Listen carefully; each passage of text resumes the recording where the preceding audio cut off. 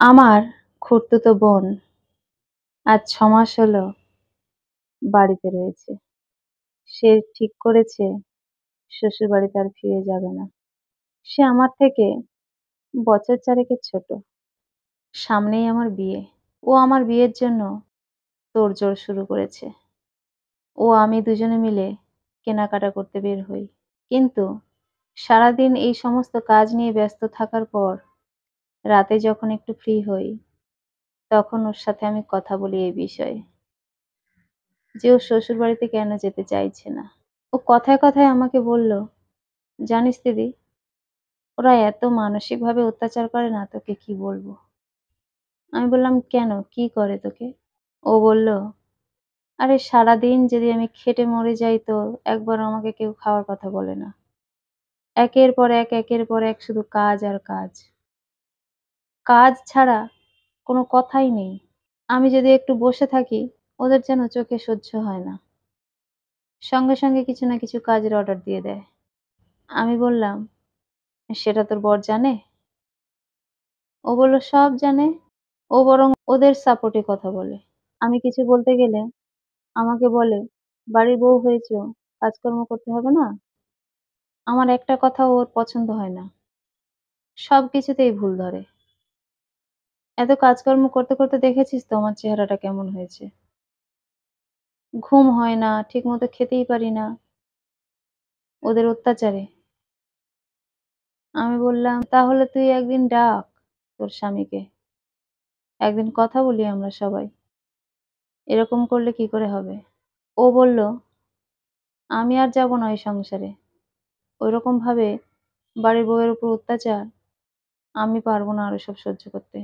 আমি এই কথাটা সবাইকে জানালাম, বাড়ির বড়দের।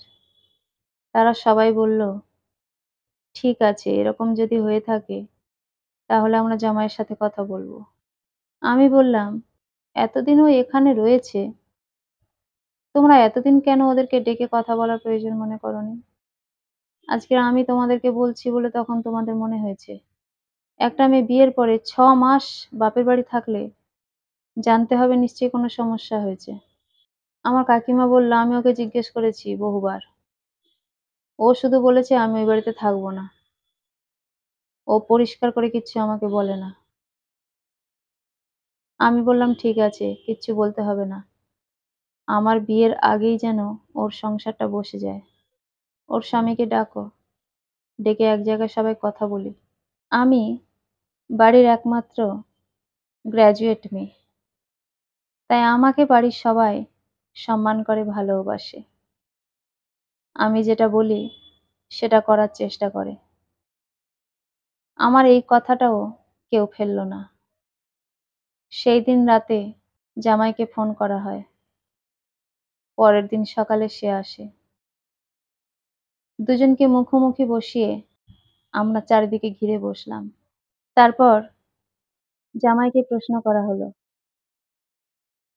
যে, "ও এরকম, এরকম বলছে, এগুলো কি সত্যি?" জামাই তখন বলল, "হ্যাঁ, কিছুটা সত্যি, কিন্তু সবটা নয়।" তখন আমরা জামাইকেই বলতে বললাম যে, "আসলে কি হয়েছে বলো?" জামাই তখন বলল, "ও কাজ করে ঠিকই, কিন্তু এতটা কাজ করে না যে খাওয়ার সময় পায় না। ও দিনরাত শুধু একে ফোন করবে, ওকে ফোন করবে। ফোন করে, করে সময় কাটিয়ে দেয়। যে কাজটা যখন করার কথা, সেই কাজটা তখন করে না। কেউ কিছু দিতে বললে সঙ্গে, সঙ্গে সেটা হয় না। তার জন্য ২ মিনিট, ৫ মিনিট অপেক্ষা করতে হয়। একটা মানুষ যদি বাথরুম থেকে বলে, "আমি গামছাটা আনতে ভুলে গেছি, গামছাটা দাও।" সঙ্গে, সঙ্গে সেটা হবে না। ফোনে যার সাথে কথা বলছে তার সঙ্গে কথা শেষ হবে, তারপর সে গামছা নিয়ে যাবে। এরকমটা করলে কিভাবে সহ্য করা যায়? কিছু বললেই তখন বলবে, "নিয়ে যাওনি কেন?" আরে মানুষ মাত্র তো ভুল হতেই পারে। তার জন্য চাইলে সেটা পাওয়া যাবে না? শুধু তাই নয়, আমার মা যদি বলে, "বৌমা ১ গ্লাস জল দাও তো।" ও সঙ্গে, সঙ্গে ঘুরিয়ে বলবে, "কেন আপনি নিয়ে খেতে পারেন না? সবসময় আমাকে বলেন কেন?" এটা কি কোনো বাড়ির বউয়ের ব্যবহার? হতেই পারে সে এক আধবার চেয়েছে জল, সেটা কি দিতে হয় না? তারপর আমাদের বাড়ির পাশে একটা বসার জায়গা আছে। বিকাল হলেই সেখানে সমস্ত ছেলেমেয়েদের আড্ডা হয়। বিকালে যদি কোনো কাজ থাকে, কোনোদিনও করবে না।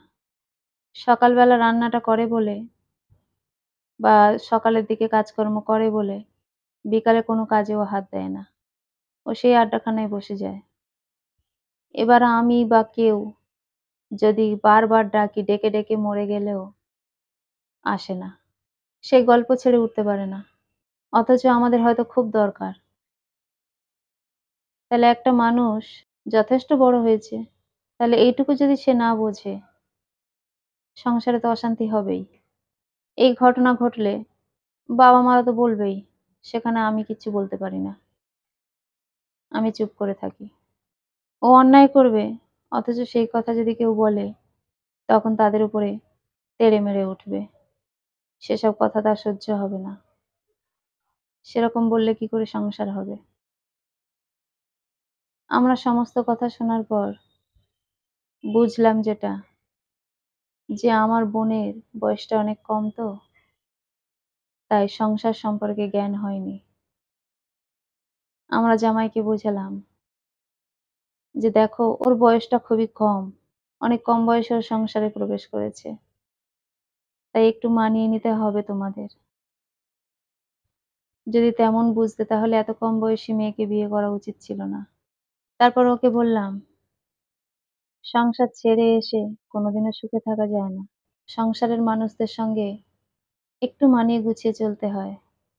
প্রতিদিন যে সেই আড্ডাখানায় যোগ দিতে হবে এমনটা নয়। হ্যাঁ, মনটা ফ্রেশ করার জন্য একটু গল্পগুজব করা দরকার আছে। তার মানে এই নয় যে তুমি গল্পে এতটাই মশগুল হয়ে গেলে যে বাড়ির লোক ডাকলেও তুমি সাড়া দেবে না বা এসে শুনে যাবে না। এটা কখনোই ঠিক কাজ নয়।" তারপর আমি ওকে জিজ্ঞেস করলাম, "তুই এত কাকে ফোন করিস? কই আমাদেরকে তো করিস না? বাপের বাড়ির কাউকে তো করিস না? কার সাথে এত কথা বলিস?" ও তখন বলল, "আমার স্কুলের বান্ধবীরা রয়েছে না, তারা আমাকে ফোন করে। আর তাদের সাথে কথা বলতে আমার খুব ভালোও লাগে।" আমি বললাম, "ভালো লাগে সব ঠিক আছে, কিন্তু যখন যেটা দরকার তখন সেটা তো করতে হবে। যে সময়টা তুমি ফাঁকা পাচ্ছ সেই সময়টা তুমি কথা বলো ঠিক আছে। কিন্তু কাজ বন্ধ করে দিয়ে কথা বলাটা উচিত নয়। আর এমন কথা বলা উচিত নয় যে সঙ্গে, সঙ্গে আমি ফোনটা রাখতে পারবো না, কোনো ভাইটাল কাজ পড়ে গেলে। কেউ যদি তার প্রয়োজনে ডাকে, তখন ফোনের ও প্রান্তে যে আছে তাকে বলতে হবে যে, 'এখন রাখছি রে, পরে কথা বলবো।' ফোনটা রাখতে হবে। কোথায় শেষ করতে হয় সেটা জানতে হবে। ফোনে কথা বলে যাচ্ছ বলে কেউ কিছু চাইছে তুমি কানেই নিচ্ছ না। এটা ঠিক কথা নয়। তুমি সংসারে কম বয়সে গেছো ঠিক কথা। কিন্তু সংসারে থাকতে, থাকতে আস্তে, আস্তে অভিজ্ঞ হয়ে যায় মানুষ। মেয়েরা সব পারে, তাই তোমাকেও সব পারতে হবে। এত ঢিলেমিঢিলে সংসার হয় না।" ও আমাকে বলল, "আমি সংসার করব না তো। ওর সঙ্গে আমি আর যাবোই না।" কাকু তখন ওকে মারতে উদ্যত হলো। আমরা সবাই থামিয়ে নিয়ে বললাম, "কাকিমা, তুমি ওকে বলে দাও, তুমি কি এই বাড়িতে ওকে রাখতে চাও? নাকি নিজের সংসারে পাঠাতে চাও?" কাকিমা বলল, "তুই সংসার যদি না করিস, সেটা তোর সিদ্ধান্ত। এই বাড়িতে আমি তোকে রাখবো না। যদি তুই মনে করে থাকিস তুই অন্যায় করে সংসার ছেড়ে চলে আসবি আর তোর বাবা-মা তোকে প্রশ্রয় দেবে, সেটা কখনোই হবে না। তোর হাতে কোনো অপশন নেই। একটাই অপশন, তোকে শ্বশুরবাড়ি যেতেই হবে। তুই যে এত খারাপ কাজ করতিস, কই এগুলো তো আমাদের বলিসনি। শুধু শ্বশুর, শাশুড়ি আর স্বামীর দোষ। তুই একেবারে ভালো মেয়ে। কম বয়সে আমরাও সংসারে এসেছি। আমরাও সংসার করেছি কম বয়সে। কই তোর মতো তো উচ্ছৃঙ্খল হইনি। তুই যেখানে পারিস যাবি। আমাদের কিচ্ছু বলার নেই। কিন্তু এই বাড়িতে তোকে জায়গা দেব না। এবার তুই কি করবি তুই ভেবে দেখ। ভালোই ভালোই যদি শ্বশুরবাড়ি চলে যাস আজকে জামাইয়ের সঙ্গে, তাহলে খুবই ভালো। আর যদি না যাস, তাহলে এই বাড়ি থেকেও আজকেই তোকে বেরিয়ে যেতে হবে। আমরা সবাই চাই আজকে তুই বাড়ি যা। গিয়ে সবার সঙ্গে সবকিছু ঠিক করে নে।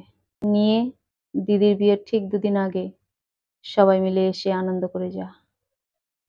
কাকিমার এই কথাগুলো আমার খুব ভালো লাগলো। আজ ৬ মাস ধরে কাকু-কাকিমা এত বেশি গুরুত্ব দেয়নি। কি হয়েছে হালকাভাবে জানতে চেয়েছিল। সেও তেমনভাবে কিছু বলেনি। কিন্তু বড়দেরকে যখন আমি জানালাম বিষয়টা, তখন তারা এটাকে সিরিয়াসলি নিল।